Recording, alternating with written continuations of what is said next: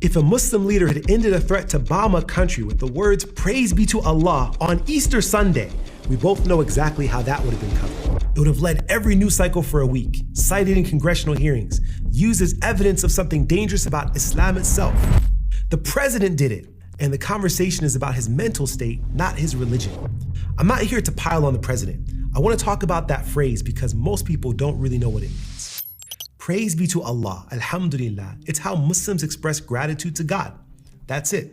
It's the equivalent of a Christian saying praise the Lord, and Muslims say it dozens of times a day because gratitude to God is woven into everything they do. It's not a political statement, it's not a provocation, it's certainly not a threat. It's what mom says when you come home safe after a late night. What a man says when he finally gets that job after hundreds of rejections. It's what you say in the waiting room when your doctor tells you the surgery went well. Now, some people will say Trump was mocking a false God, that Allah isn't the same as the God of the Bible, so the phrase doesn't deserve any respect. Here's the problem with that. Arabic-speaking Christians have called God Allah for many centuries. It's simply the Arabic name for God, the God of Abraham. Arabic Bibles use the word Allah where English Bibles use the word God.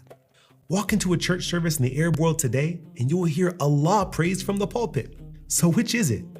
If Allah is God, then the word used by Arabic-speaking Christians to call upon him just got treated as a punchline on the holiest morning of the Christian calendar. And if Allah somehow isn't God, then you're telling those same Christians who have worshiped using that name for over a millennium that they've had it wrong the whole time. There's no version of this where that phrase deserves what was done to it. All praises for Allah isn't defined by one post.